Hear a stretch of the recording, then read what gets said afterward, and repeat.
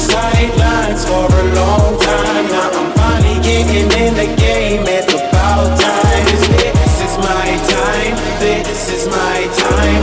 The only thing I consider impossible is losing. I've been waiting on the sidelines for a long time. Now I'm finally getting in the game. It's about time. This is my time. This is my time. The only thing I consider impossible is losing.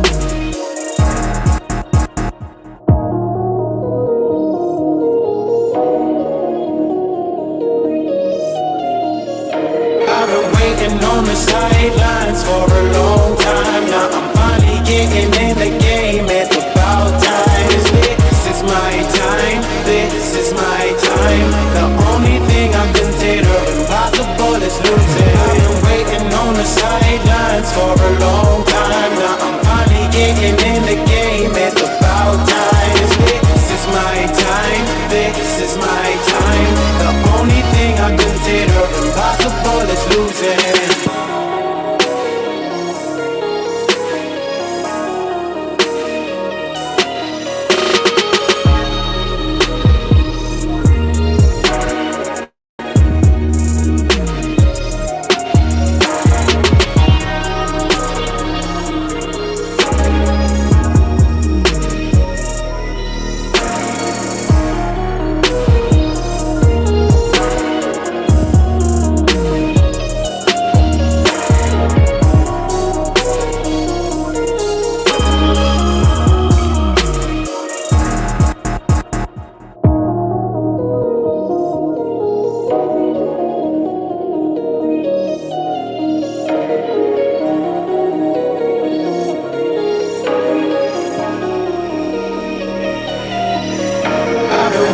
On the sidelines for a long time. Now I'm finally getting in the game. It's about time. This is my time. This is my time. The only thing I consider impossible is losing. I've been waiting on the sidelines for a long time. Now I'm finally getting in the game. It's about time. This is my time. This is my time.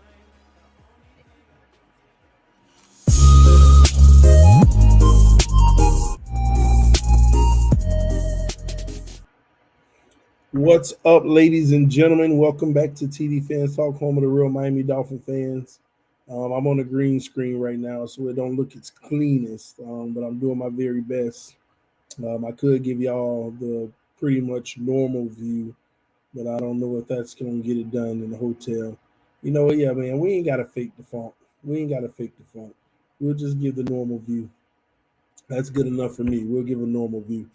Hit the like button on the way in because this is the third video of the day. That means that YouTube usually doesn't send the notifications out like that after 2 videos. So I need y'all to hit the like button so people know that we are live. Shout out to everybody in the comment section. I see y'all coming in. We're going to give them a few minutes. Y'all know the stream is being powered by BetUS, our official sponsor for the 2023 season. This is your opportunity to receive 125% bonus. The link is in the description of the video, so take advantage of that as well. Let your friends and family members know about the channel because we're about to hit 25,300. We're literally like 10 away. So if you're new to the channel, make sure that you subscribe now. But we got a lot to talk about. Training camp today, break down everything that I remember that went down. We got to talk about Tua Tagovailoa's admission.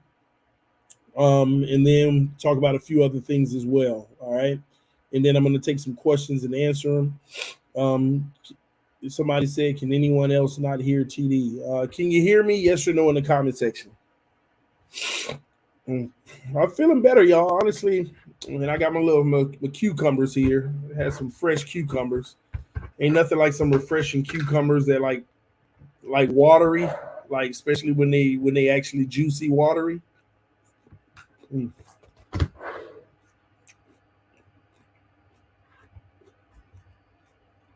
Okay, sound good. Awesome. Thank you, brother, for all you do, TD. Jose Cruz. Thank you, man. I appreciate that. Like anybody want to donate to the channel, hit up the Cash App if you can. It's more preferred. If you send a super chat, thank you as well. No biggie. Because they've been demonetizing my videos. They already demonetized my training camp today because all that music in the background. No avoiding it. But again, I do it for y'all. It's all good. All right. Love y'all. Appreciate y'all. What's your opinion on Tua? We'll talk about that at some point. TD has some juicy, watery cucumber. Yeah, man, cucumber can be when it's cold. I like cucumber that's cold. And when you chew into it, it ain't got much wateriness, but where you feel like it does, always a good thing. Always a good thing. All right. All right, so we got over 100 people in here, but we need you all to hit that like button so more people can come in. We're going to go ahead and get started. We got a lot to talk about. Let me read this last comment because it's going to be a good segue. Excuse me. Let me see. He said, Tua just told all the TD haters TD was right all along. I'm glad you said that. So I want to get this out the way now so we ain't got to make the stream about that. You're right, though. Tua just told all my haters they were wrong, and I was right. But, it made me realize something. It made me realize something. It made me realize how convicted I've been about Tua. Tua's admission on that podium today, it made me realize how convicted about it, and it really doesn't have anything to do with my football acumen and everything that I preach on this channel. It made me realize that I was really defending myself every time I pointed out Tua's flaws. Because when I first evaluated Tua from college, I didn't know him to like him nor dislike him. I didn't follow him. I wasn't an obsessed person about Tua. I didn't know much about him. And everybody said that we were tanking for him. So I said, hey, he might end up being a Dolphin. Let me go do my research. Let me watch his games. Let me pull up the film. And I told y'all a long time ago I was watching the film, but it didn't tell you much because everything was too easy. So I stopped watching the film, and instead I watched the film of only the ranked teams that he played. And there were only 7 ranked teams he played in his career. He had 7 games where he played against a ranked opponent. Vanderbilt twice. I'll never forget it. I did all the research. And I came up with my conclusions of Tua, and my analysis ended up being incomplete. Why did I end up incomplete? Because 80% of everything was so easy. I like to see it when it's hard, when it's rough, how you react to it. And I got my answers in those championship games. And one of the things that I said before he was even drafted was, even if it's not there, Tua's going to throw the ball. If he already has his mind made up, he knows where he wants to go with the ball. And even if it's not there, not every time, and this is where I get in trouble, by 80% of the time, he's going to throw the ball anyway, regardless. And I realized you can't just leave it there. You have to ask why. Maybe there's a good explanation for it. So I did my research. I broke it down. I looked at the film. I kept scratching my head. Why is he just throwing it? Even on touchdowns, y'all. I'll see a play. He'll look to the right. He'll cock back and throw to the left. Never look to the left, but he throws it anyway. And it's a touchdown. And everybody goes crazy. And I'm like, that was weird because he never even evaluated over there to see if it would work or not. He just did it. And I was like, So this is the weirdest thing I'm ever seeing. And the only conclusion I could come up with is his mechanics. I said before we drafted him, I said Tua has the best mechanics I've ever seen ever. Even NFL quarterbacks, I've never seen mechanics like his. His process of, how he off-look safeties and off-look linebackers and stuff. And I said that in my evaluation as a compliment. But unfortunately, with that compliment comes criticism, because the compliment of it all is Tua is the master manipulator. Tua could bring a safety to the right and open it up just enough for his guy to get it on the left. He's so great at it. But at the same token, finishing out the evaluation, I realized, what if the safety never bit? Would he have thrown it anyway? And there were only a rare amount of occasions where the guy he wants to throw it to, he can't manipulate, he can't get him to bite, and he throws it anyway. And they ended in disaster. But it happened so rarely in college that I said his evaluation is incomplete, because everything good or bad is such a small sample size, I can't really call it. And then when LSU went on that podium after winning the national championship, and they said, don't get manipulated by Tua's eyes. If he looking right, he going left. If he looking left, he going right. And even if it ain't open, he's going to throw it. They said that out of their own mouth. And I said, wow, is that the answer? So I went back to the film to see, and sure enough, it's the only logical answer. And I've sat here for 3 years telling people that was Tua's issue.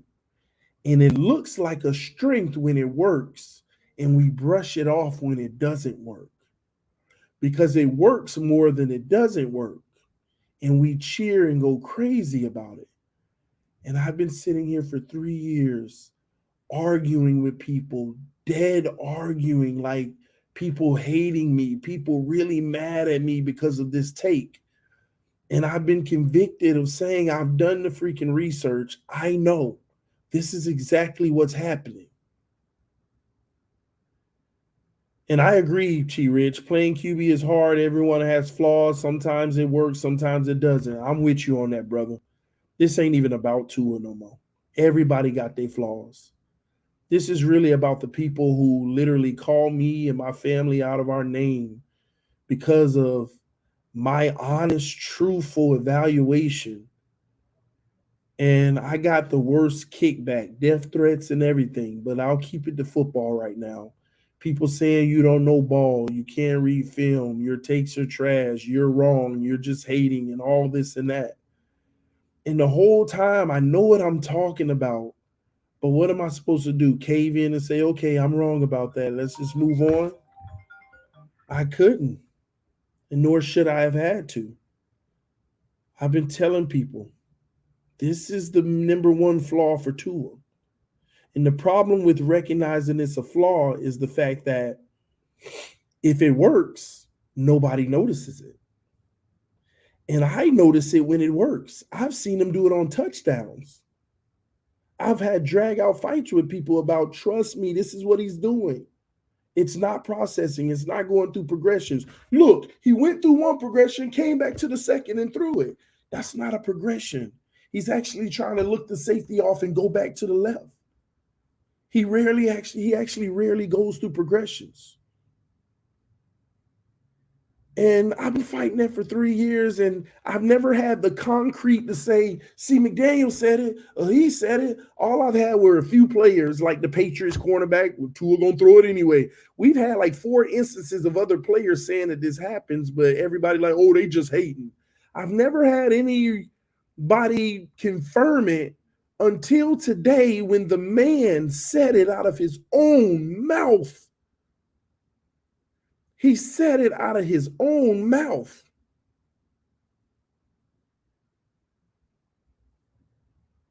That's exactly what he did on the pick six. And he does it a lot. And what blew my mind is the fact that he was shocked that the defender told him and figured it out. Tua literally said out of his own mouth, I was shocked he figured it out. Man, good for him. He figured it out. In other words, yeah, this is me. This is what I do. And I'm shocked he figured it out. Oh, Sean, you think I'm trolling right now? You know how I'm not trolling? Look at T. Rich's comment above you. He said that blew my mind too. LOL.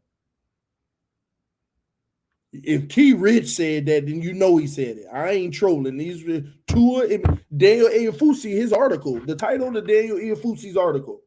Tua's 2 interceptions cast cloud on what was otherwise a productive day for the Dolphins offense on day 1 of joint practices with the Texans.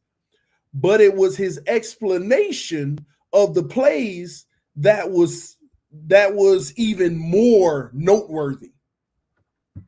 His explanation of the interceptions is what really the story is about right now.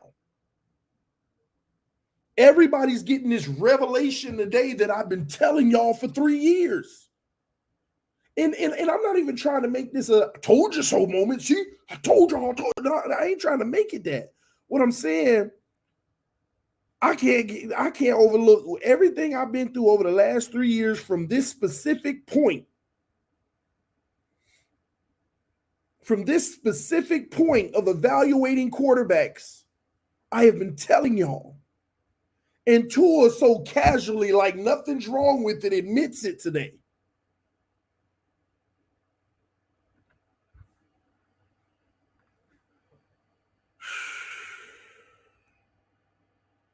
If Mike McDaniel ain't tripping about it, I'm definitely not going to blow it up.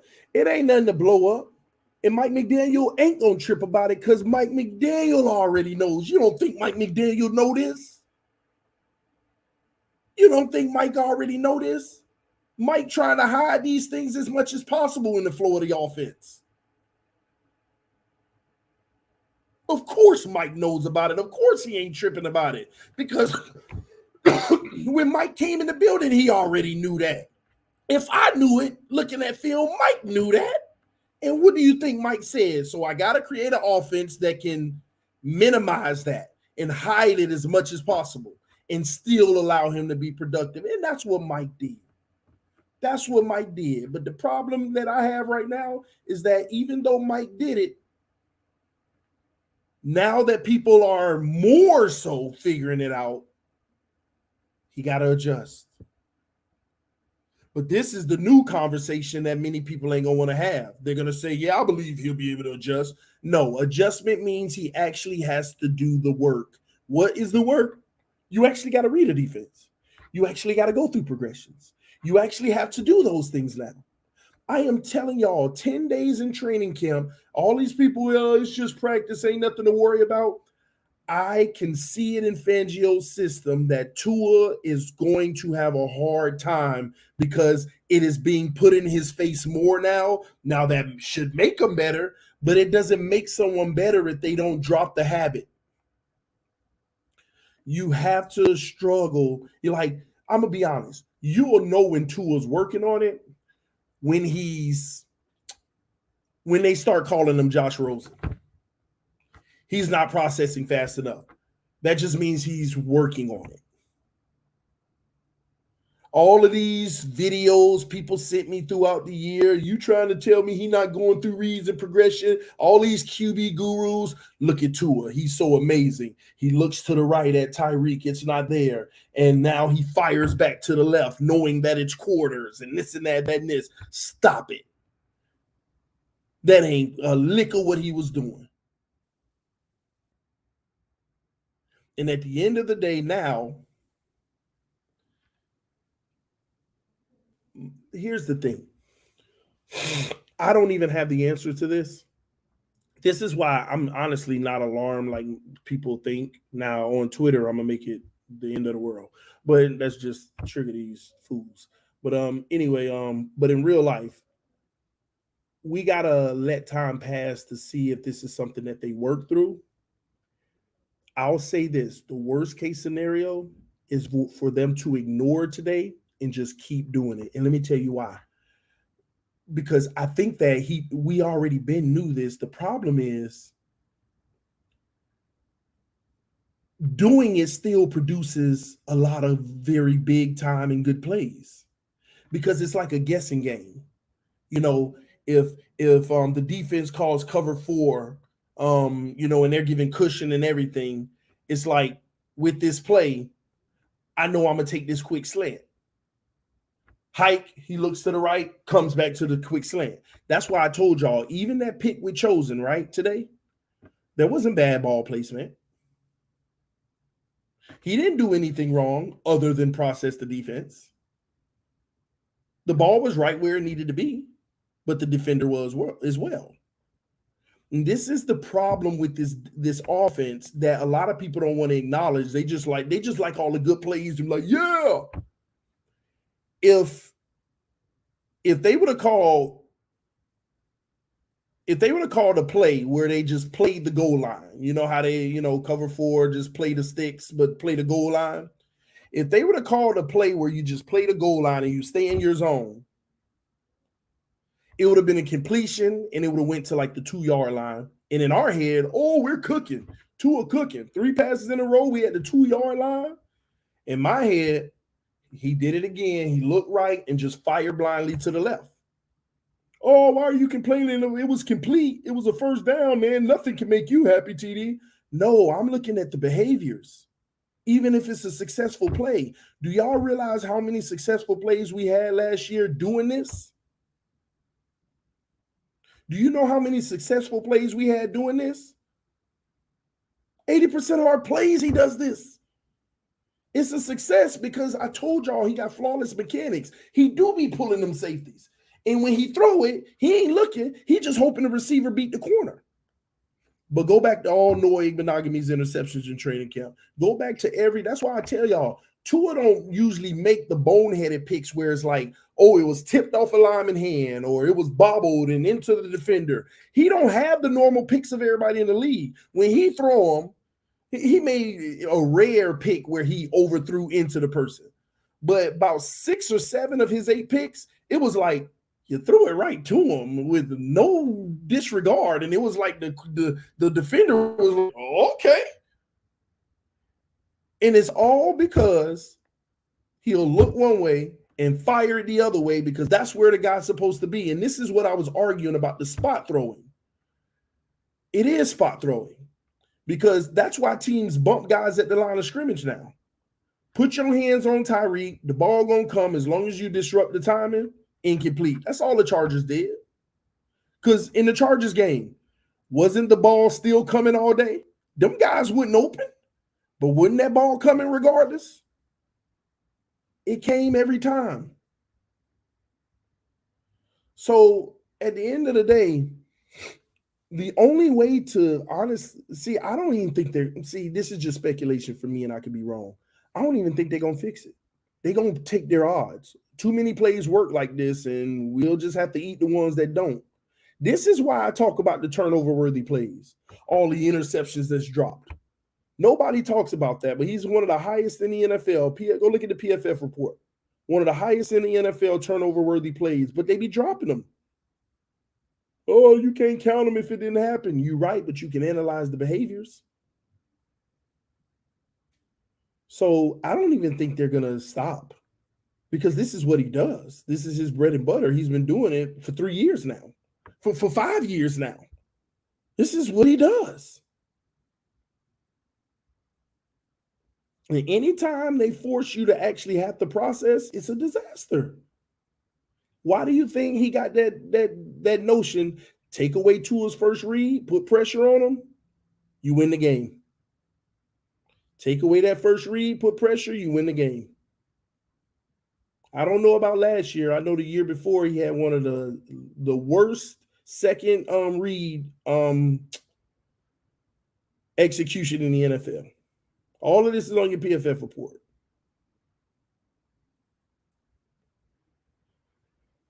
People say you can't fix the unfixable. I just honestly don't know if it's fixable. I don't know that it's not. I can't sit here and say he can't fix it.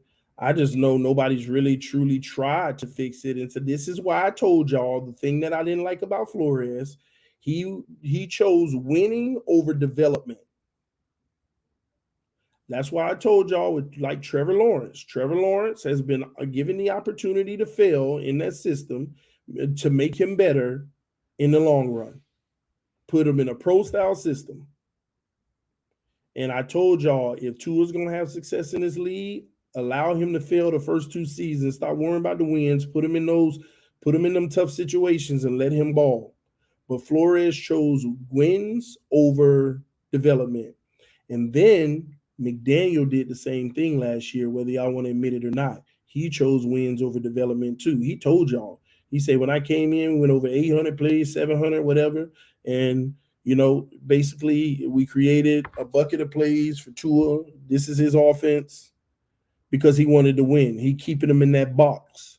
He not exposing to his weaknesses. Only exposure he gets to his weaknesses are when the defense calls those numbers, when the defense has the ability to jump routes and stuff.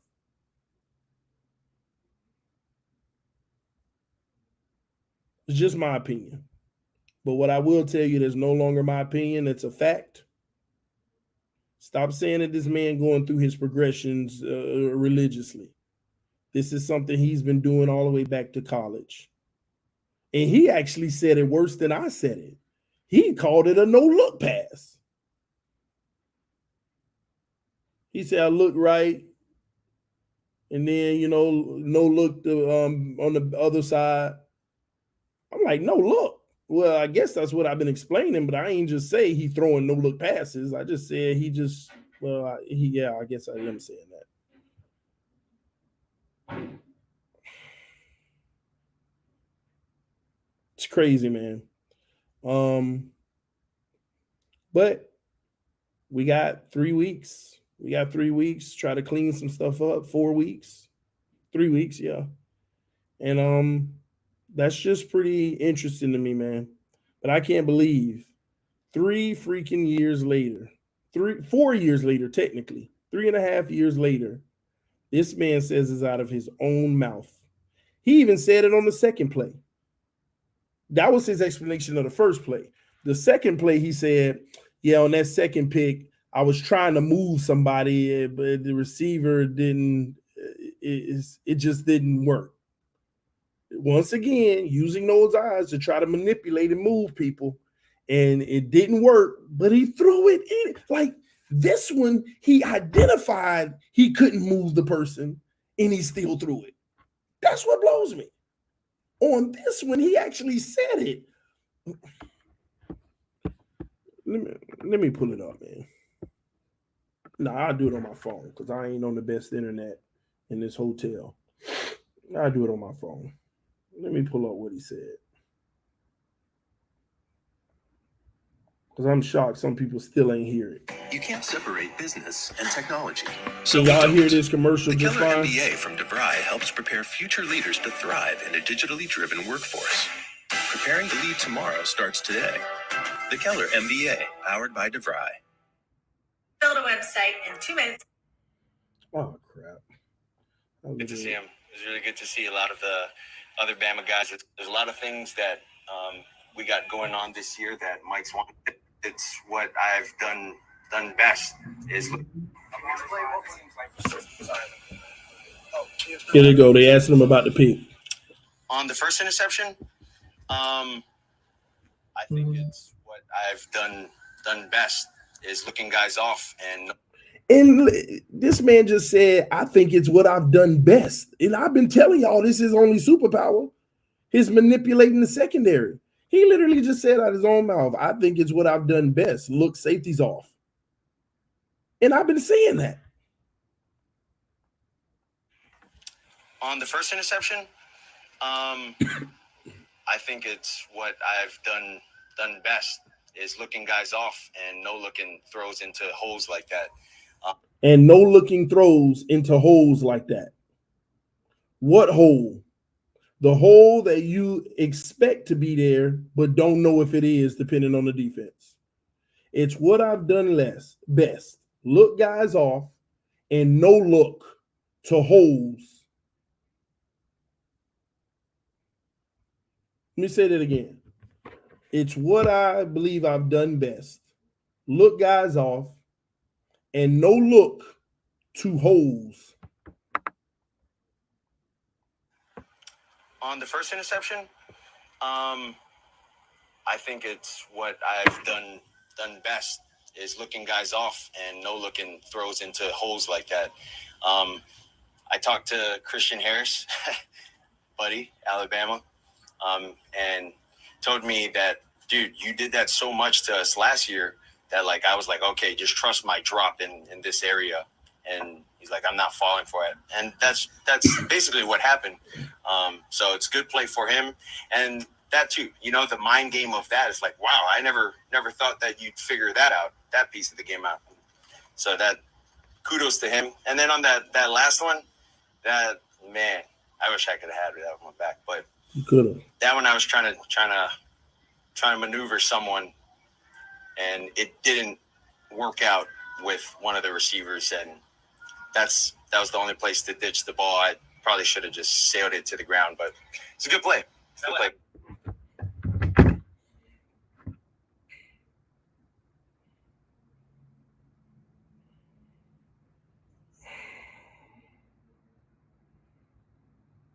I've been telling y'all for 3 years, man. And the crap that I've gotten for 3 years just because of that 1 point. Because of that 1 point. This guy don't know football. TD delusional takes. He's just the hater. That 1 point right there. Arguing on these streams with people. How do you know that? You don't know what's going on in his head. You don't know if he's just throwing it blindly. That's your opinion. Is it still an opinion? Let me know in the comment section. Is it an opinion or is it officially a fact? Is it an opinion or is it officially a fact now?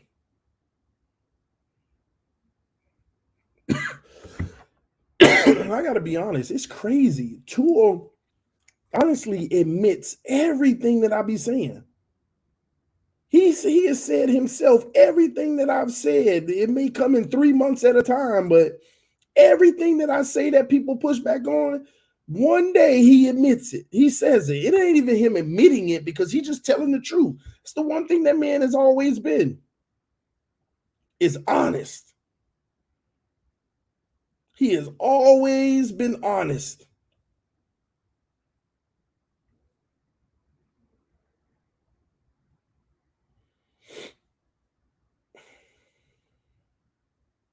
He has always been honest to his own fault sometimes. And that's one thing I've always respected about him. He's more critical of himself than anybody, including me.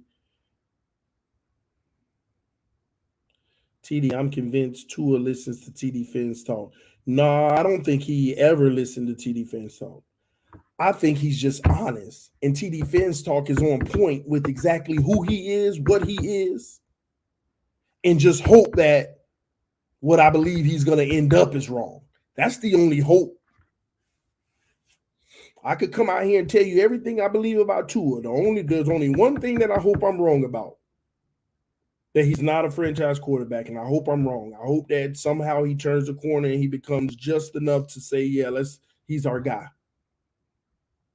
Y'all don't even understand how many times I'd be like, man, I just want to love Tua and just be like blindly in love. It's just, hey, I can't get over the fact that these things are real. How am I going to fully get behind someone who plays the game like this, which obviously shows you how can I sit here and just fan out for my quarterback whenever I truly believe he's a 7-year max guy like Tannehill? He may somehow shockingly get that deal. But after that, how can I? Now, if these things didn't exist that I keep telling y'all, nobody would have any reason why they don't like him other than the fact that they really are truly haters. Nobody should have anything that they don't like about him. I mean, he's the perfect quarterback off the field, and he's a solid quarterback on the field. But as far as being a franchise quarterback that could elevate you and take you to new levels, like this is what I've always said to y'all. This is the only thing I don't like. If we play the Chiefs and all things are the same, all things are the same, what gives us the advantage? What's going to give us the advantage versus the Chiefs in the playoffs? What's going to do that?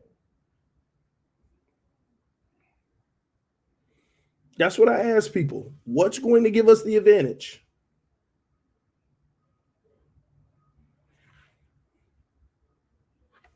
So it'll take some luck on our side, because at the end of the day, Houston's sitting there in their own words saying, you did that to us all last year, so I just trusted my drop, trusted what I remembered.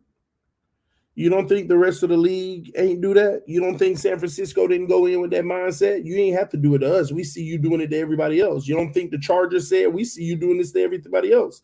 Why do you think the Chargers coach said, in order for us to beat them, we're going to have to disrupt the timing of number 10 and number 17, Tyreek and Waddle? If we disrupt the timing, we will disrupt this offense, because that ball is going to come anyway. But you just knock them off. Let's stop trying to stop Tua. Let's stop those guys from getting to their spot in time, and the ball going to come anyway. Or if it come, they'll say it's an inaccurate pass, when in fact it's actually accurate, but the guys were delayed.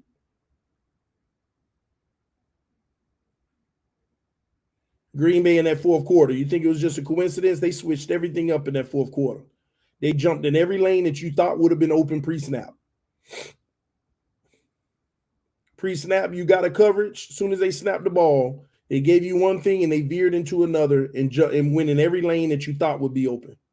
The ball came anyway. And I'm going to be honest with y'all, today hurt. After that first pick with Tua, whatever. But today hurt, because it was the first time in training camp I said there was nothing special today other than, maybe the touchdown from Skylar to Barrios, the deep one. There wasn't really nothing special. We did a whole bunch of dinking and dunking today.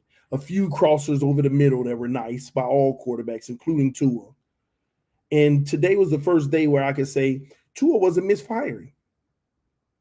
He was precise with his throws. He was accurate. It wasn't bad placement like I've seen the last few practices. He didn't have the misfires today, but it's still nothing special. It's still nothing that stood out. But overall, I was ready to say, you know what? They're about to do a situation with 1 minute and 40 seconds left. Drive down here and get your team in the NFL, and I will call this finally a good day of practice. But we can't afford to stall or turn the ball over on this end, or it's going to ruin the whole day of practice. That's how fragile today was, where overall it was fine. It wasn't nothing to be like, oh, you should be concerned about this, this. No, it was like a real game today where everybody fought on both sides of the ball for both teams, where give and take and nothing special from either team, and we got the slight edge today.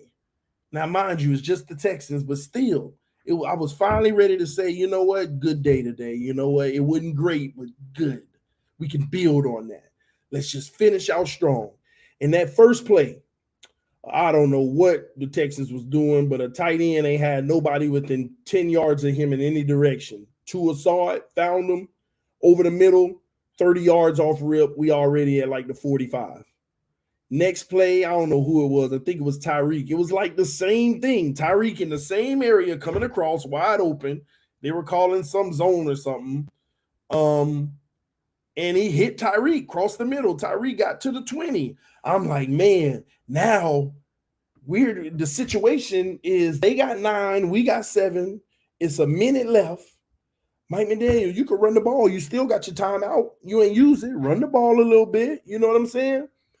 First play, Mike McDaniel did exactly what I thought. He ran the ball. We didn't get nothing, but he ran the ball. I said, all right, that's all right.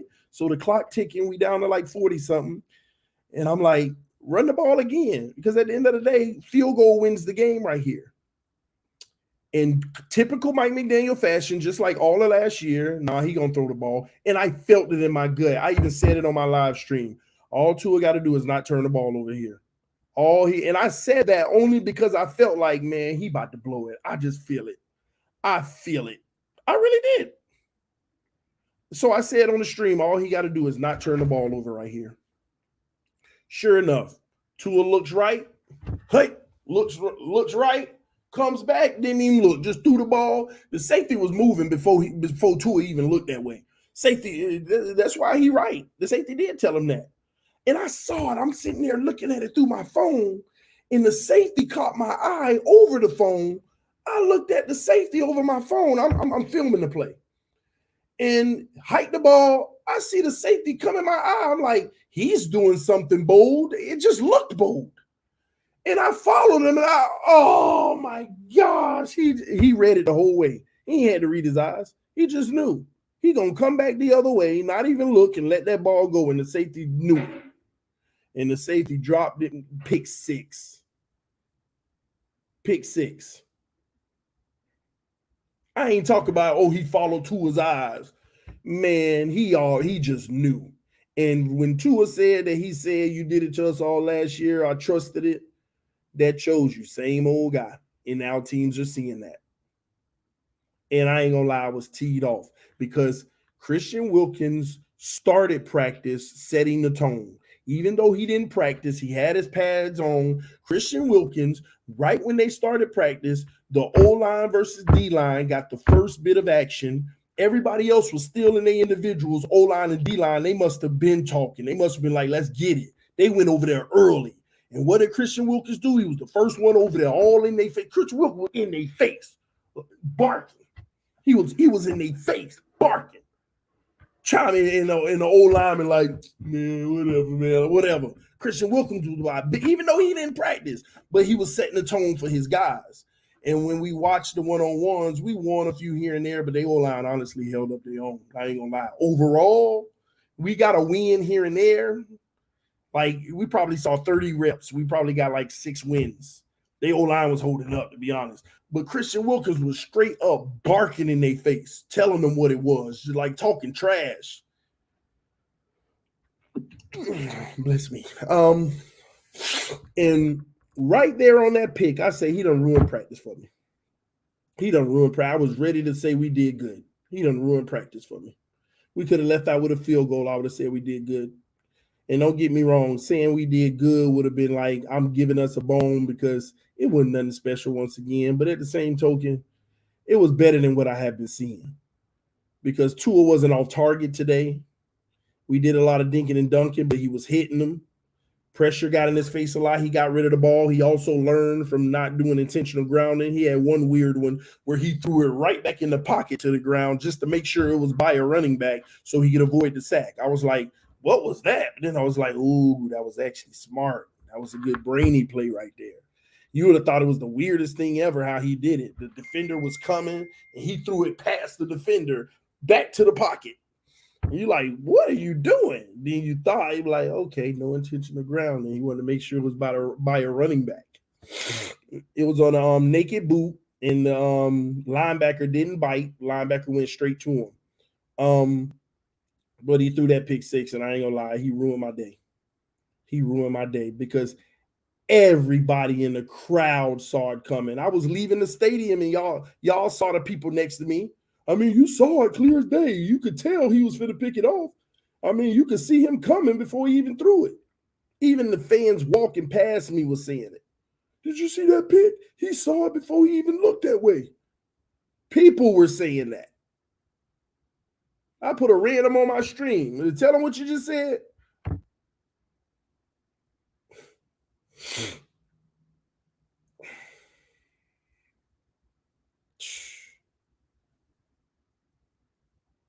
It is what it is. All right, man. I want to get on this Christian Wilkins situation, though, man. It got me a little nervous. Chris Greer done put his cleats in the dirt. When a player does what Christian Wilkins did, that means the organization put their cleats in the dirt. That means the counter offers have stalled. You know, this is what it means. Christian Wilkins' team say, I want 30. Chris Greer say, I'll give you 10. They say, I want 25. Chris Greer say, I'll give you 15. He said, all right, 24, 17, 23, 17, 22, final offer, 17-1. That's when one side is like, I ain't going much further than that. And they've dug in. When Christian Wilkins like, dang, I was hoping my lowest number was probably 20, but he down to 17. Well, I got to do what I got to do. I've been a good sport. I showed up to camp. He ain't trying to meet me where I believe I need to be. These guys out here in the market getting 24, 22. I could at least get 20.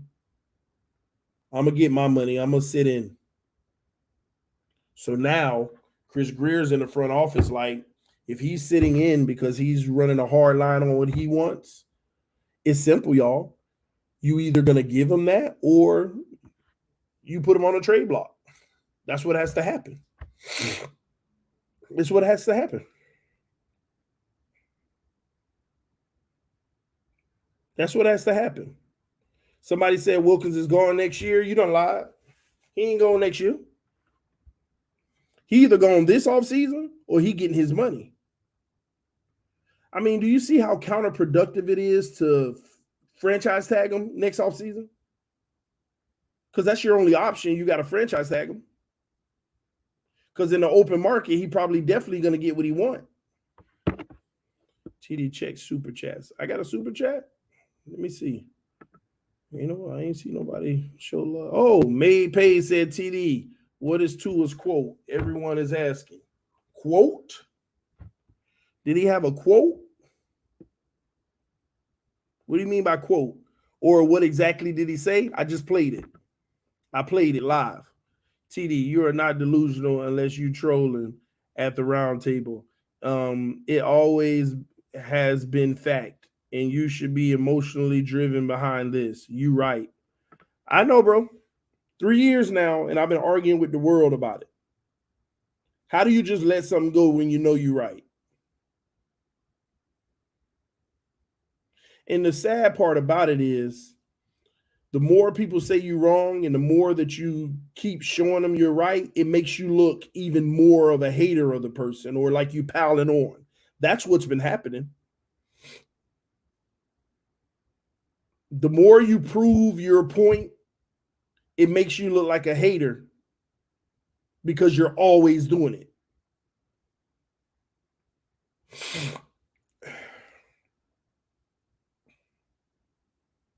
That's what the issue is. But ain't nobody going to call out these people that were wrong. Ain't nobody going to call out these people that's wrong. LOL, you are a Tua hater still. Hey, call it what you want. At the end of the day, I don't love him as a football player. I don't love Tua Tagovailoa as a football player. I'll always admit that. I think it's fair. That's how I feel. You don't have to feel that way. I don't like Tua Tagovailoa as a football player, as a quarterback for the Miami Dolphins. And in large part, it's not just because of him. It's because we've had several options to have better and just went right past them.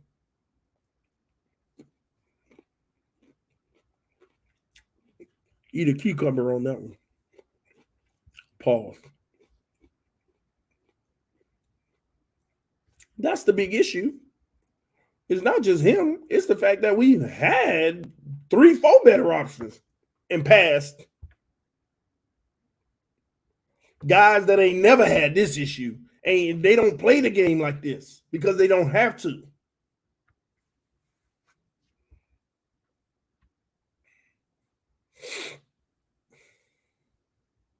that ain't gonna stop me from hoping that he can rise above it and help us win a Super Bowl. Because I'm a Dolphin fan. I need him to. We need him to. We done backed ourselves in the corner.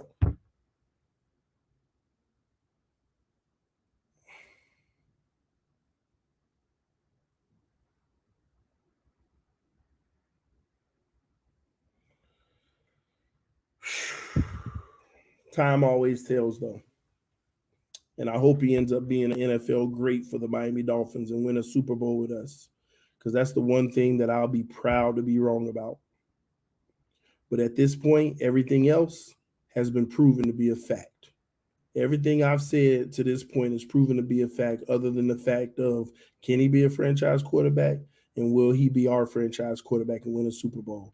Those are the only two things that I don't know. I don't believe he's good enough, but time will tell.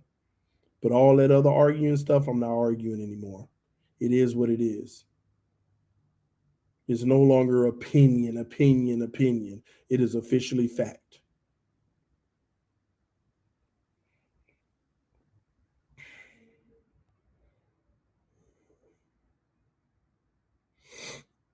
Not saying UTD, but it baffles me. There are people who would rather see Tua fail than to see the Dolphins win a Super Bowl at TD Phins Talk.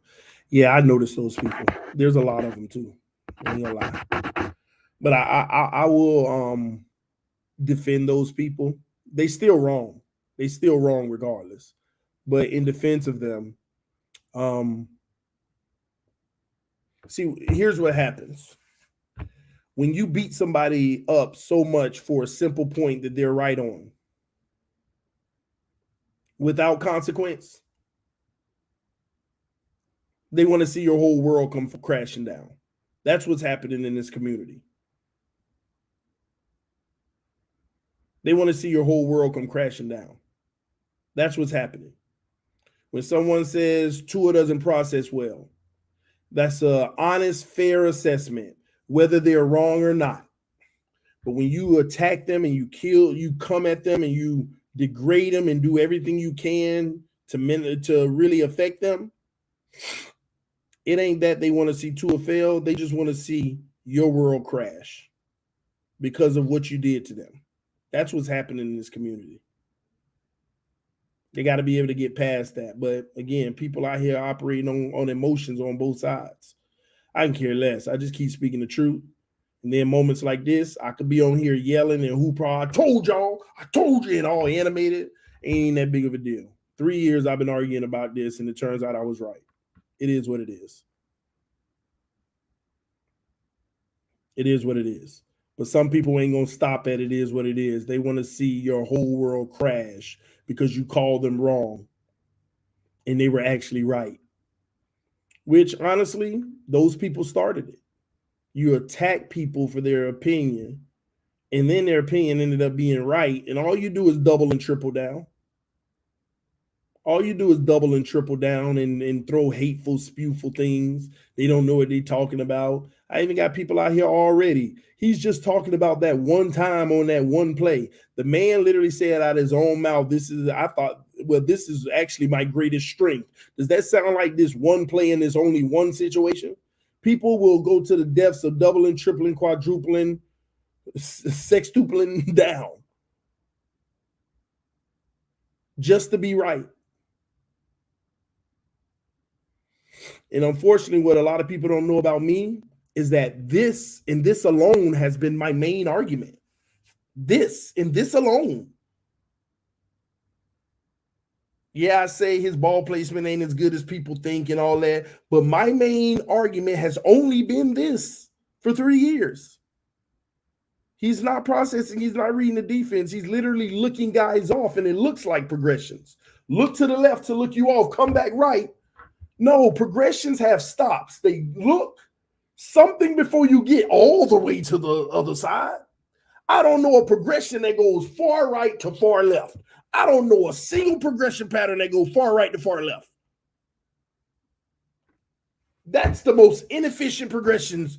No, ain't a such thing in the NFL. If you far right, there are at least 2 steps before you go left, unless it's a 3-man route. And I've been saying this for 3 years. And I'm not happy that I was right, honestly.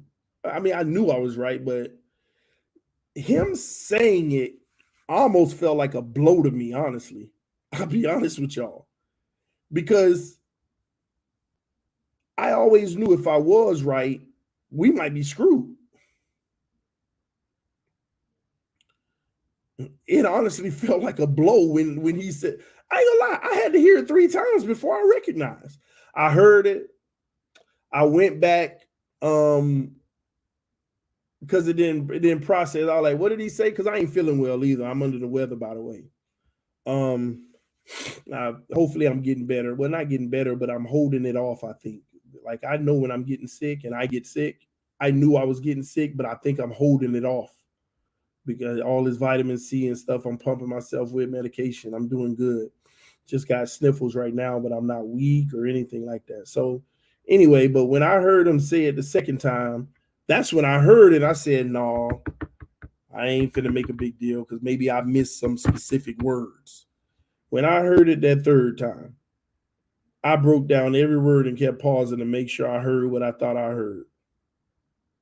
I ain't gonna lie. My jaw hit the ground. I was like, it didn't feel like I was vindicated. I told you it didn't feel like that at all. It felt like we can't blow this season. That's the first thing kind of came to mind. We can't blow this season. Oh my gosh, I hope we don't blow this season. That's all I could feel and think. I hope we don't blow this season. I just hope this man don't Baker Mayfield it. His third year was amazing, and fourth year they could. We cannot blow this. We can't. If the Miami Dolphins does it make the playoffs? Will it be the end of Mike McDaniel and Tua in Miami? It depends on how I actually get asked that question every day. It depends on how we don't make it. Because there's a world where Tua cooks and the defense sucks, unbeknownst to all of us. And next thing you know, it's not them. That's Fangio. Now, if the offense sputters and can't get it done, I don't think McDaniel gets fired.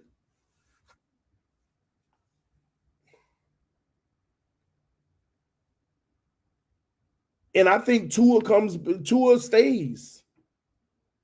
And it's a case of Tua stays, but they have to move assets to prepare for the future. They have to. Because if we bomb this season and Tua stays, they're either going to tank or they have to move assets. I'm going to tell y'all now why Chris Grier is in this tough situation. Because Chris Grier knows he's in a situation where he's nervous because if it doesn't work, he needs to be able to liquidate assets fast to get a franchise quarterback. That's why Christian Wilkins going through this. That's why I'm sitting here. I hope Christian Wilkins get his deal, and I think he's going to get his deal. But I will not be shocked if you don't see a blockbuster trade come through and Christian Wilkins is gone, and we done picked up a first-round pick or some assets for next year. Because the one thing Chris Grier has always done is stockpiled his backup plan, and this is the first time he ain't got one. First time in forever that man ain't had a backup plan. First time. And he knows worst case scenario for this team will be drafting 14th through 18th, worst case scenario. And that ain't going to get it done. But you traded Christian Wilkins to a team like the Texans that may be having like the 7th overall pick or something. Now Chris Grier feel like Superman. If he end up with 17 and 14, now he feel like he can get in the top 3, but that ain't going to be good enough. He's going to have to give the next year's draft pick as well. He's going to have to give up all 3 first-round picks and hope that whoever drafted at the top got a quarterback. They're just trying to build around him. Then you get your guy. Because I will say this. There's only 3 or 4 teams that will need a quarterback for the future. Next year, there's only like 3 or 4 of them. Usually it's like 5 or 6. There's only like 3 or 4. So Chris Greer is out here thinking about the long run because he knows if he give Christian Wilkins this big deal, it's going to be hard to liquidate assets to move up in the draft next year when Christian Wilkins is right there to be done now. Because look at the roster. Who's trade worthy right now to get you up there, to get you a first round pick? You can't look at an older guy who getting buku money anyway. That makes it hard to trade. So Teron Armstead ain't in the picture. Tyreek ain't in the picture. Ramsey hurt. He not in the picture. X on the back end of his career, he's not in the picture. He may be a little bit if a team still believes, but coming off of the season he's not in the picture. You're not going to trade your youngest like Waddle and Phillips because they still got a few years of helping you with the cap. The only person that holds value is Christian Wilkins that is tradable to other teams right now that you'd be willing to. He's the only one. You're not trading Waddle. You're not trading Holland, Phillips. They still got too many years on a rookie deal that you can take advantage of. The only person on this roster, Christian Wilkins and Robert Hunt. But you're not going to get a first for Hunt. Maybe a second. But Christian Wilkins is the only one that can get you in the first round right now. And that's why Chris Greer's like, do I pay him or do I get the assets for next year? I think they're going to pay him. But you'll be a fool if you don't think Chris Greer looking at it both ways. You don't think Chris Greer ain't out there in training camp right now like Tua's flaws that we've been hiding are showing even more now. That's what it is, y'all. His flaws are showing actually more now. Oh, you're overreacting. It's just practice. These flaws ain't even showed as much last year.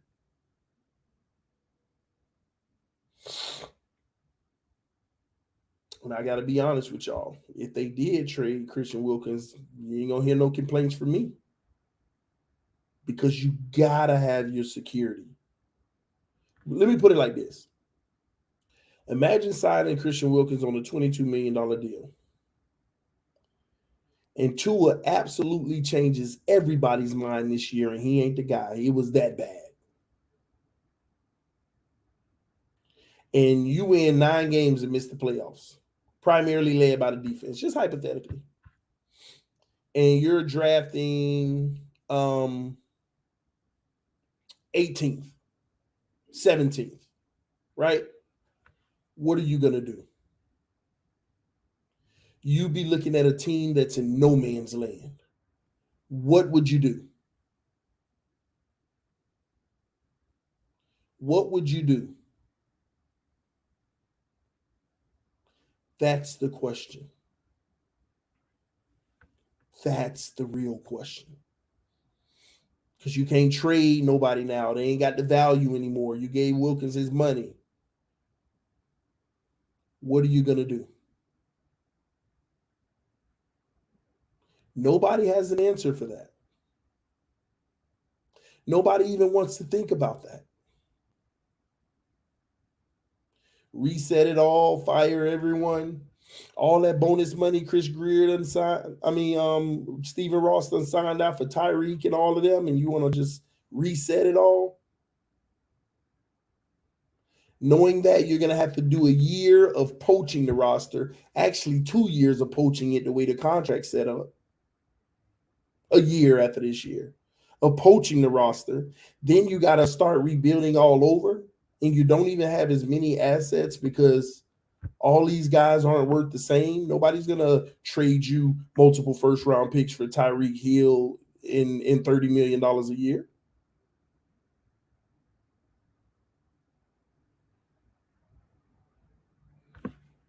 That's something the Dolphins did.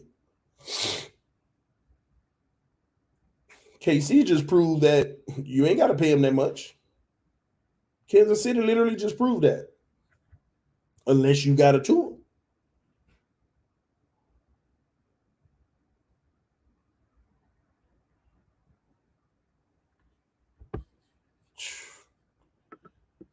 Alexander with the donation. He been attacking me every day. I don't know what's up with Alexander. He said, TD, you really need to slow your roll when it comes to throwing picks. It's a freaking scrimmage. It doesn't mean jack in his practice. I don't have a problem with Tua throwing picks, Mr. Diaz. That's not what this is about. It's about the behavior of throwing it anyway without processing the defense. It ain't have to be picked for me to have a problem. The guy could have dropped the pick, and the next play, Tua could have threw a touchdown. I still got a problem with the behavior of the play before. Why did he throw it in the first place? See, that's what you call real analysis. Every play can be broken down. So I urge all you quote-unquote real football heads, start looking at the plays that work and is just as much as the plays that don't work.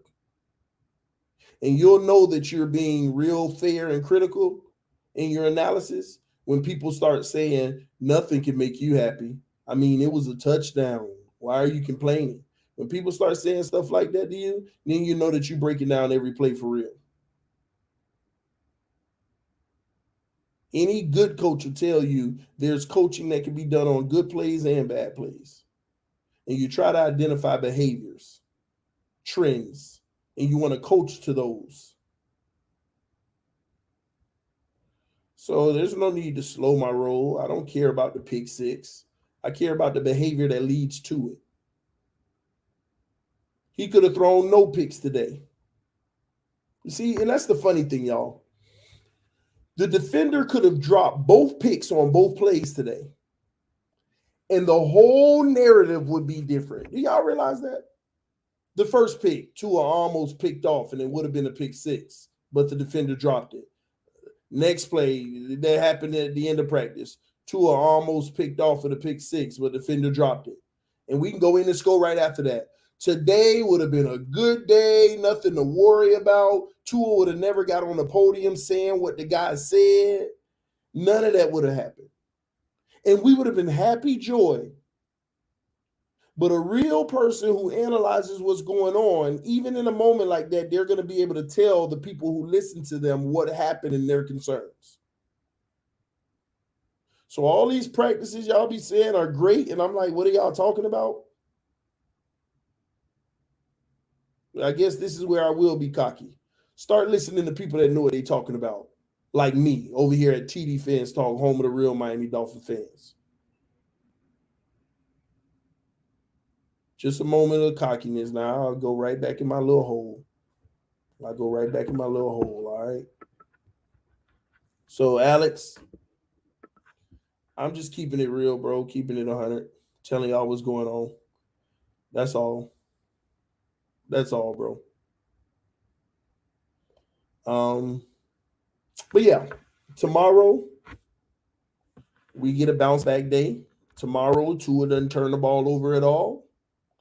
We have a good day. Hopefully he doesn't make bad decisions that almost get turned over, but we'll see. And we'll go from there, man. I got to decide, though, because if you get there early enough, you can get in the bleachers. But the problem with the bleachers, I won't be able to see the Miami Dolphins side very well at all. I'll just see the home side, CJ Stroud. So I'm going to have to go stand in that corner again today. That's the only way I can see both fields. Yeah, I ain't going to lie, it's work. Standing in that sun for 3 hours, that's another thing, man. That's another thing. I ain't going to lie, I was a little teed off. Like earlier when I was on Stephen D. Channel, this guy, something Perry, was telling me, oh, TD lying. That's not what Tua said. He's straight lying, telling lies. And I ain't gonna lie, I got teed off from that. Not because somebody said that I was lying. That's normal. But I just got through standing in this hot sun for 3 hours to give people an honest assessment of what's going on. And I got to deal with people calling me a liar. 3 hours in a cloudless sky in the sun, standing still in one spot. The practice was an hour and a half. I was there 30 minutes before they started. And I had to wait a whole hour afterwards because what y'all don't know is in order to leave out, they have this area that the players walk through. And when the players come through, they block it off and you got to wait.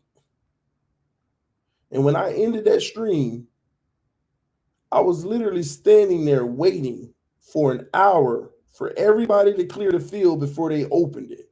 And everybody behind me, I mean, it was a big crowd. So to have people sitting there, oh, TD lying, that's not what Tua said. It kind of teed me off. I don't do this for my health. It teed me off. And I said that to somebody, and they were like, well, people paid for you to be here. They paid for me to be here, not to work it. That's all me. They hooked me up, got me on a plane. They hooked me up, got me in this hotel room. They hooked me up with the rental car, the Uber, just enough. But I'm here doing this on my own dime as far as making anything from it. The video ain't even monetized because of the music in the background. So I pretty much ain't getting nothing but super chats and cash apps. So don't come at me like that. I don't need to lie. I do not need to lie. I could have been at home reading Daniel Iafusi's article saying Tua through this and Tua through that, and look at what he said after. I could have been all the same. I'm just trying to give exclusive coverage, and I appreciate all y'all who appreciate it. All y'all, all my haters. This wasn't even for you. I wouldn't dare hop on a plane and go to another state to watch nothing for my haters at all. You ain't missed nothing, baby. My wife in the comment section now, you know she about to get riled up. You ain't missed nothing. Oh, man. Yeah, it's super hot out there, man. Super hot. And then I'm a little under the weather at the same time. Yeah, slow your roll. Slow your roll. I'm a big fan of you. Appreciate you, Shaquille Hall. Salute to you. My wife said, you know I'm ready because I'm exhausted. Exactly. All my haters need to step. At this very moment, y'all need to step. You know what I'm saying? This goes beyond me. My wife at home with 3 kids by herself holding it down just so I can be here. Kids running her crazy. So my haters, y'all need to step. This ain't the time. This really ain't the time. This is for the people who love this channel, who rock with this channel, not for my critics. It ain't. This takes a sacrifice on many fronts. And we here for it. We gladly do it. Don't get me wrong. We gladly do it. But no, we ain't finna be taking no disrespect and no hate from it. Not one bit. Not one bit. This ain't Twitter. It's all right. You want to go to Twitter and say something nasty or hateful? That's what I expect. That's what but not on here. Not on here. What constitutes a hater? Someone who lies on other people. Someone who tries to make what you're doing negative. Someone who's literally trying to bring down what you're building. People that come in the comment section say he's lying right now just to confuse people and make them think that I am. So you got to understand there's some fragile minds in here. There are some, like if I say what I said about Tua today, we all recognize that it was a fact. But you may have somebody who really loves Tua who came in here the first time. I said what I said, but then they hear people saying this guy's always lying on Tua. I'm out. Now it encourages them to leave. Oh, this guy must be always. You see, we have people that actually do that on a regular basis. Intentionally. So those are haters. I disagree with you, TD. That's all fine. You're wrong. That's fine. But trying to argue with me about something that's a fact that our quarterback said out of his own mouth today. Don't waste my time. I spent 3 years arguing it. I'm not going to argue it anymore. Today, you got your answer. And I've been humble enough for so long to say I could be wrong, but this is my analysis. This is what I'm seeing. I'm telling y'all, this is what I'm seeing. If I'm wrong, I'm wrong. But and the man literally out of his own mouth today said TD Phins Talk is right. He didn't say that, but you get my point. So don't come over here calling me a liar.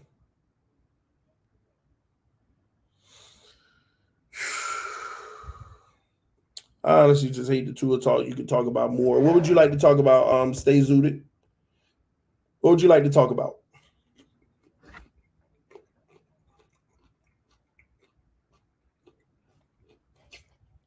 So for all those who say, I want to talk about more than Tua, right? Let me tell y'all what happens. For all y'all new people, I do a show once every week or once every 2 weeks where I go through the whole team. I don't know if y'all ain't noticed that by now. I just go on a rant talking about the whole team. I go through the O-line, tell you everything there is to know. I'll tell you everything you is to know about the linebackers, the safeties. I go through every week or two without asking. Hopefully some of y'all noticed this by now. I go through the whole team. There don't be no argument. There don't be no disagreements. We all on the same page. As soon as I talk about Tua, all the debate and argument. So the conversation is going to be primarily about Tua. Because it's always a debate. It's always the argument. It's the biggest topic. If you want more other stuff conversation, disagree or have a different take on it. And I'll read it and then we'll talk about it. But you know just as well as me, that's not what's in these comment sections. I just go with the flow of the show. But I cover everything. So anything that you can tell me you like to talk about other than Tua right now, any string in the last week or two, I've already answered it. It ain't much more to talk about. We know what we got on this team. We know the cornerback depth is iffy because of injuries. We know that they're looking for a safety opposite of Javon Holland because Fangio ain't in love with Deshaun Elliott. Eli Apple's still getting cooked. We know the linebacker's still a big issue in the middle. We know this already. Cam Smith a bowler, but still, it's Noah's job to lose. Defensive line is what we're hoping it's going to be. A lot of the hype has been fan-driven, not team-driven.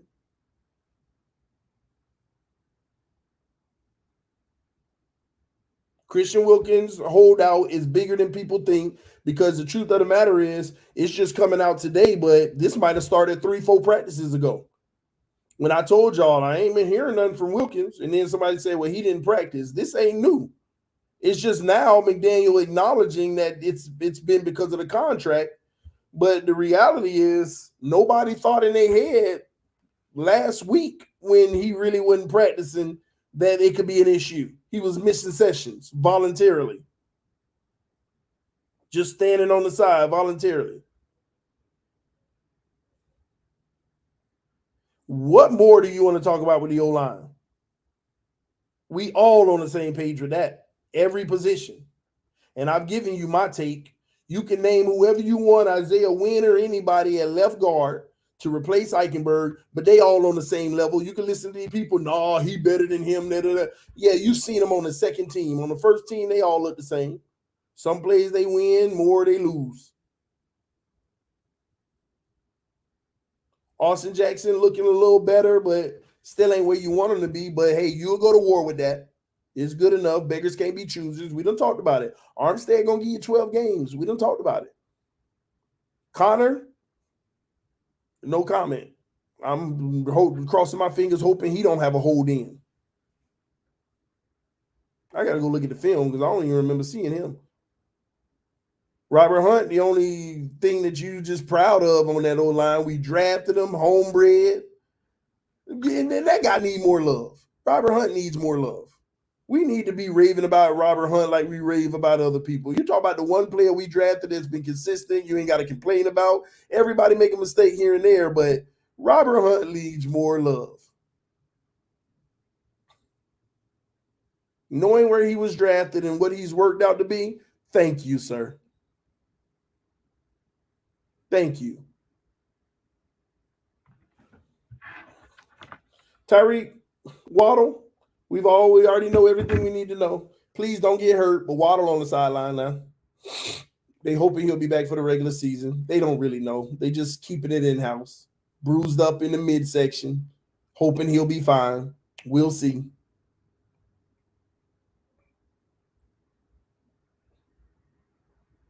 Chosen going to be number 3. Burrio's going to be number 4. Whoever after that don't much matter anyway.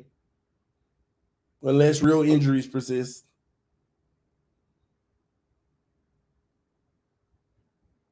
Tight ends, no comment.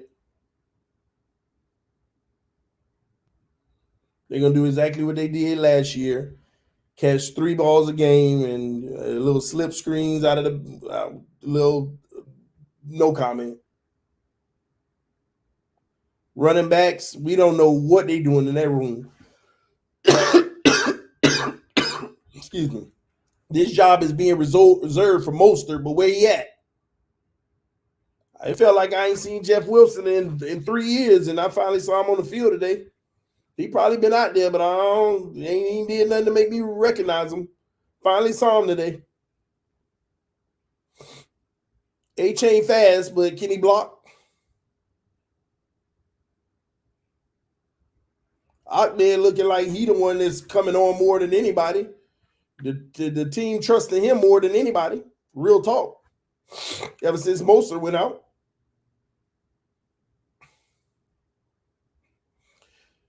And I don't got to mention the quarterbacks because obviously I talk about them too much, right?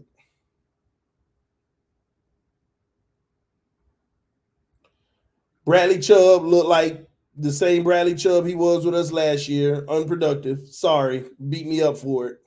Yeah, he'll get a play here and there, but he looked like the same Bradley Chubb that wasn't worth the trade. But time will tell.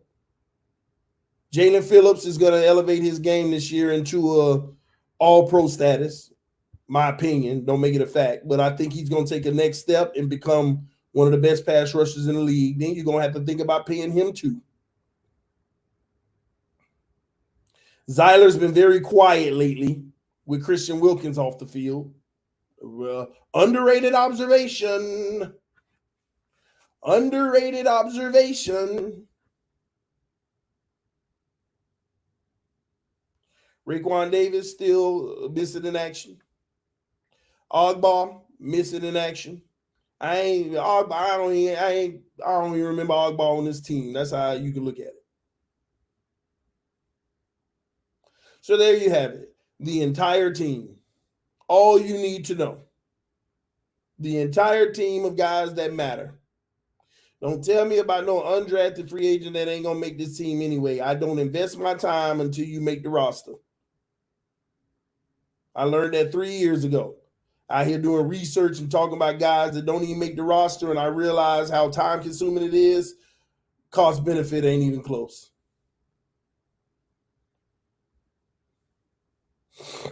So we know all there is to know about this team on this channel. And everybody watching can tell you everything that I just said, I've already said to them, and they already locked it in.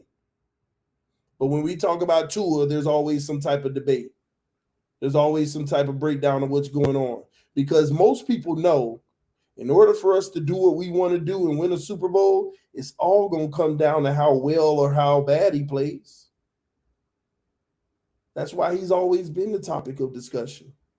Because it's about how, see, if he was that dude and already locked in like a G in this league, like everybody feared him, like, man, he got it all. Like, then nobody would talk about him. You'll talk about what's around him that could derail him.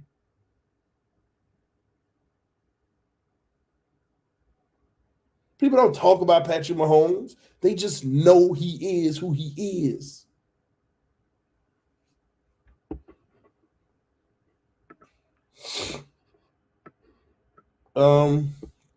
My thoughts on the head coach, Mike McDaniel.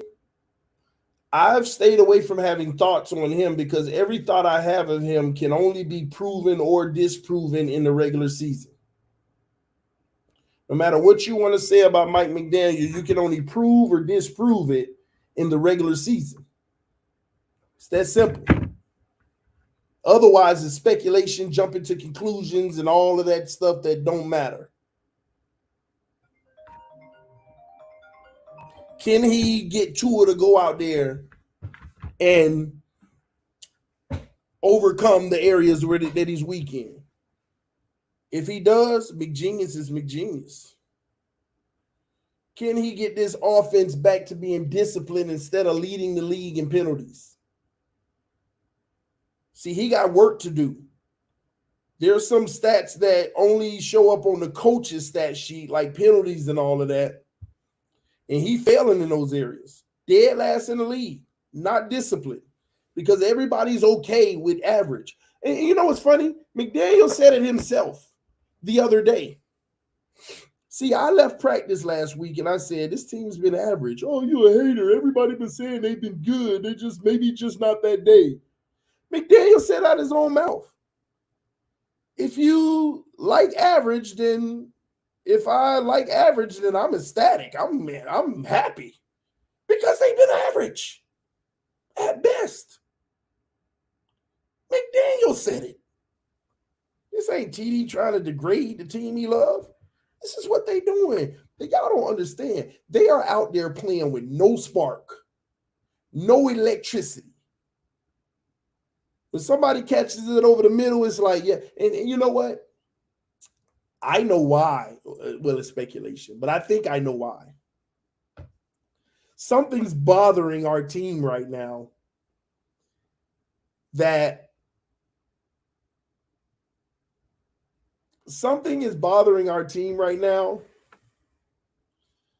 And don't get me wrong, I understand, but no. Y'all supposed to be better than everybody else in the NFL in this one area. And maybe not Texans because they deal with it too. This heat is getting to us. You can see it. And this is where McDaniel, this is where I don't agree with his approach. He caters to it.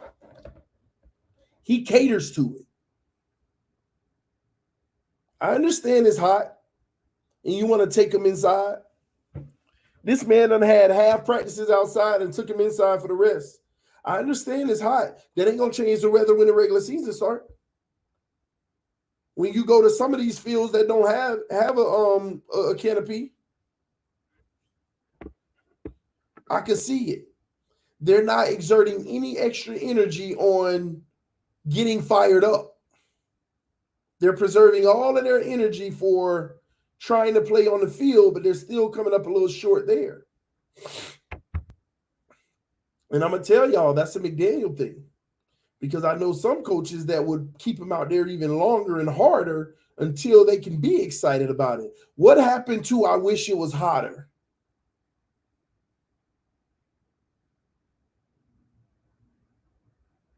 What happened to I wish it was hotter? Oh, this is a different heat in 2023 than it was in 2022. And if you don't live in it, you don't even understand. I can contest to that. I can contest that what's happening out here with the heat ain't like last year. It's like God turned up the thermometer and be like, they acting up down there. Let me simmer them down. But at the same token, you don't let that be a crutch. These guys going to have to push through it and get accustomed to it. I don't think it's getting any cooler anytime soon in the next coming years. So it can't be an excuse forever. You got to be able to pay through it. And them guys out there preserving energy, y'all. They not doing all the extra stuff. When Tyreek catch a slant for 25 yards, he ain't running to show you he going to the touchdown. He stopped, look at the secondary and say, I would have been gone, and head back. You know how many times I done seen Tyreek go like this to the sideline to get a replacement in, and he go over there on the knee?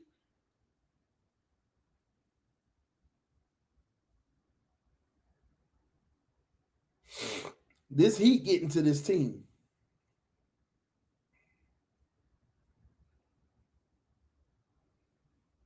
It is. Doug gonna say it's nothing on his channel later. Hey, everybody got their opinions. It's up to you, the viewer, to decide what you agree or disagree with.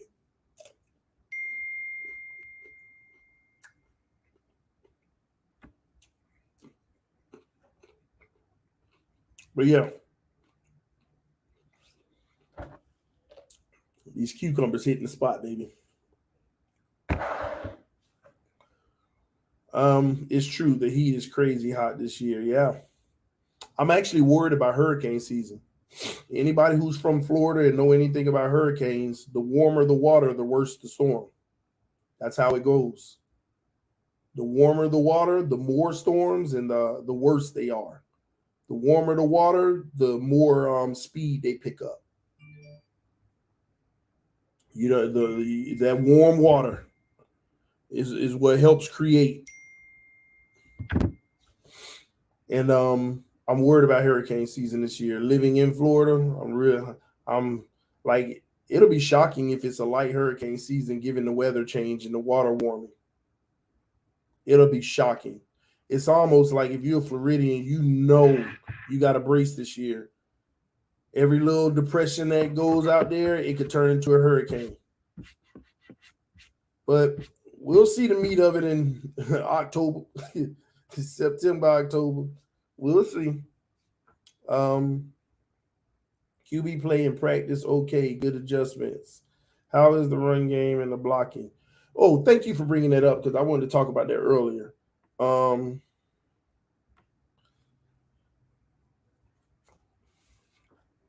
O-line was fine today. There was some plays the defense got through on would-be sacks. Tell me a game a quarterback ain't had pressure come up on them. It always happens. But the O-line was fine today overall. The run game wasn't great, but the outside runs, we trying to use our speed to beat guys outside and get yards up the sideline. O-line was fine today. I thought it was a good practice from them. Now, Tua has something he had to hurry up and just throw it in the dirt. That happens on everybody. Stroud was over there. CJ Stroud was escaping many plays. He was using his legs, though, and he actually looked good. He ran a touchdown and all. CJ Stroud will be looking right, the whole defense shifting. He shakes one guy, go left, and got open field. That happened a couple times. You could tell this defense is being very reactive off of the quarterback and what the quarterback does, which concerns me.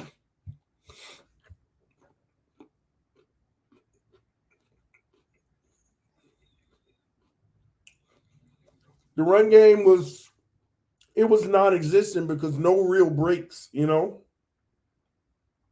Like, it's funny, man. Even the passing game, we were dinking and dunking. If we dump some off 2 yards in the flat, but the guy gets to the edge and go up the sideline for 20 yards, we're like, nice pass for 20 yards. But that ain't what happened. It was a one-on-one, dumped it off. He made a move and got up the sideline. It's just nothing special. That's what I'm saying to y'all. And this ain't a quarterback thing. This ain't about Tua. The whole team, other than Tyreek. It just, you ain't really seeing nothing special. You get a chosen, do something nice here and there. Barrios does something nice here and there. But even when Waddle was here, it was the same thing. Last year, there were fireworks, good or bad. There were fireworks. This year, everything just seems like going through the motions and dull. Today, we took one deep shot the whole day. Do y'all hear me?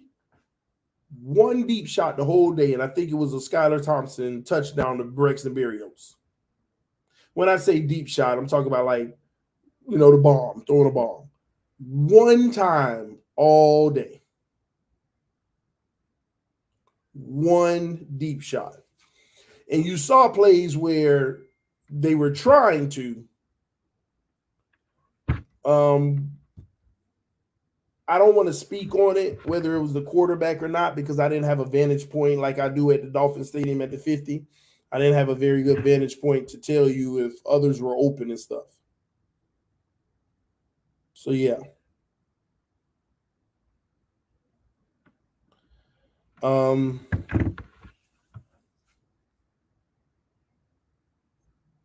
Yeah, that's what I got for y'all, man. Can the run game hold up this season, or do we need another guy?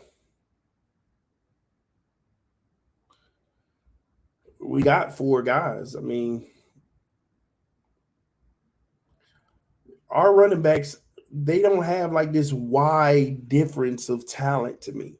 Yeah, some are better than others, but it ain't like it's a big drop off from 1 to 4, in my opinion. And they got their own specialties, you know.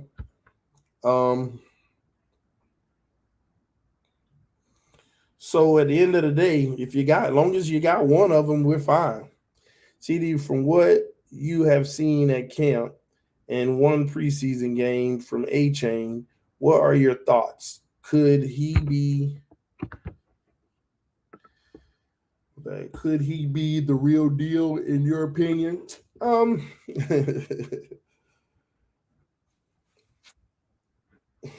I wasn't going to talk about Achane because I told myself I was going to reserve from talking about him until the regular season.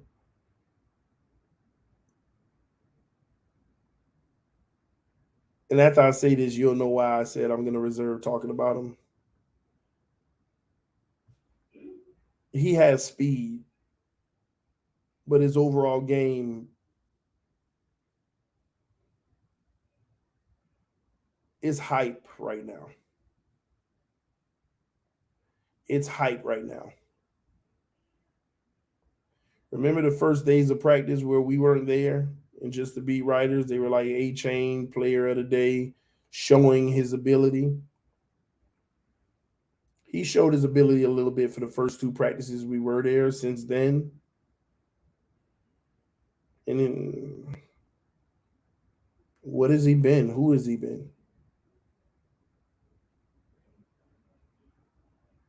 You know what I mean? Right now, all I can say is he's hype. He's hype until he does it in the regular season. And you know who that's going to fall on? McDaniel. What kind of packages do you have for him? How much do you even play him? Will they even play him? That's another thing. He's a rookie, speedy, and all this and that, but at the same token,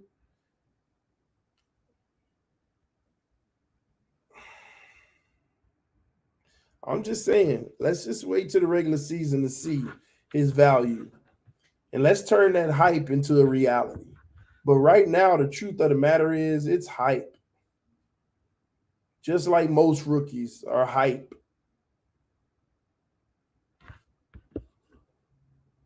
What up, TD? Love your content. Keep up the work. Thank you, brother. Thank you. Thank all those who show love and appreciation. And when the wife come through, y'all show her love and appreciation too. Thank y'all. Because she be making the real sacrifices. She makes the real sacrifices. But yeah, I'm about to get out of here because in 2 hours, 2 hours my time, we got the AFC East roundtable. So y'all come over there. Y'all know I don't really talk like this on the roundtable. So I got my team back when I'm on the roundtable. I really focus on trying to dog the other teams, but I try my best to have my team back on the roundtable.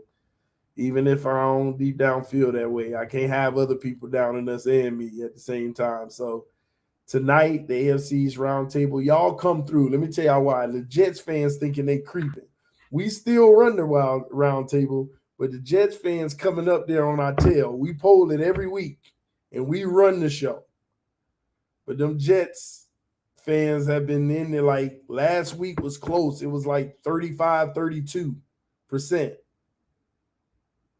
Even the Patriots showing up a little. Sometimes we get 3-4% Patriots. It's been 10-12% lately.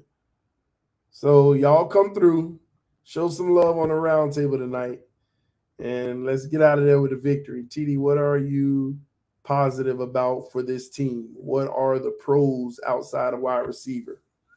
I'll answer that and I'm out of here.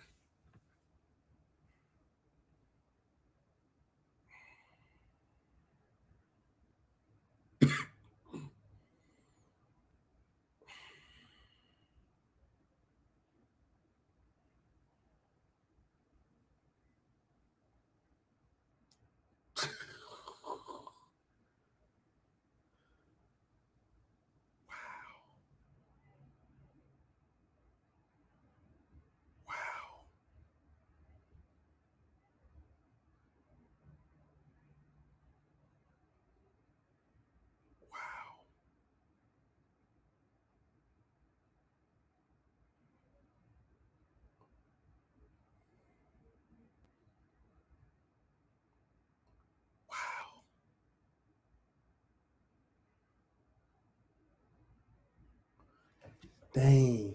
I just literally in my head said, okay, let's point out the positives. Let's start with the O-line. Nope, let's move on. Let's go with the running backs. Up, let's move on. We know what's going on there. Wide receiver. Oh, he said outside of wide receivers. Tight end. Up, let's move on. Quarterback. Oh, inconsistency. Let's move on. The whole offense. What am I supposed to say? And I'm actually looking for something. I be just trying to find a lie. Then on the defensive side of the ball, I love our secondary, but Fangio ain't convinced yet. And that's a concern. And they were breaking through a little bit today in that secondary. Not enough to be concerned, but they were breaking through a little. X just coming off of a groin all season. Lost Ramsey. Holland is a positive, but we're talking overall positives about this team, not just an individual.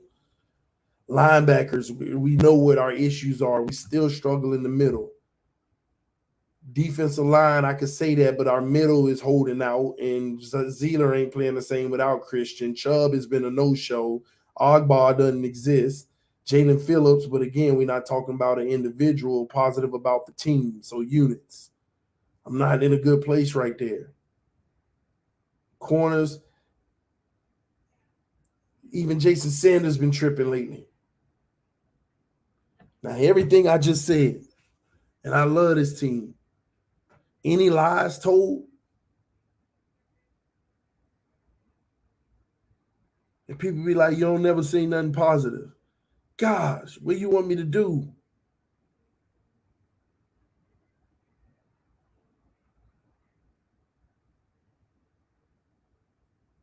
What you want me to do? Anything I said was wrong just now?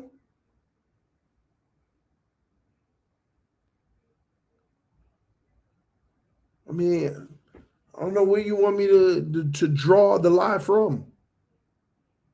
Man, the speed we got with the running backs, we going to eat this year. That's me hoping. That's me making an assumption. But based off of what they're out there doing on the field, when you ask that question, I ain't got nothing for you. And that's a shame.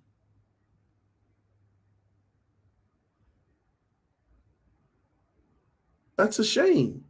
And I'm even trying to think right now, even the biggest fans that lie to themselves, what could they lie about right now? Other than Tua's lighting it up. They'll say that. I get it. But what could they say? All you'll hear is the speed right now. It's going to show up in the regular season. This defense, they're going to say they're going to use Fangio's name, but they're not attributing anything on the field to it. Because people ask me that question, T, what are you positive about with the team? To basically say you need to start talking about the positives. But that's the peculiar situation we in. There ain't many, if any. I urge everybody, don't just listen to me, listen to the whole community. From basically what you got from this whole community, I urge all y'all to ask yourself that question. What are the positives that you heard? Not the hopefuls, not the I believe we're going to be, but what positive have you heard?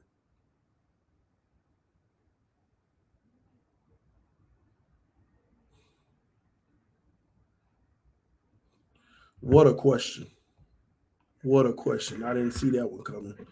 I actually hate to leave on that note, honestly. Shout out to Gregory Sonor. Thank you, sir, for the cash app. I appreciate you, brother. I appreciate you so much, man. Everybody who's donated to the channel, thank y'all so much. Showed your love and appreciation. It's greatly appreciated. I can go get me some ice cream tonight with that, Gregory. I ain't gonna get no ice cream. I might go get some waters. Got to flush my system. But anyway, man, I love y'all. I appreciate y'all. Check us out at the round table at 7:30 p.m. tonight. So 6:30 my time, but 7:30 we'll most see y'all at on the East Coast. I will see y'all soon. I love y'all so much. Peace. I'm out, y'all.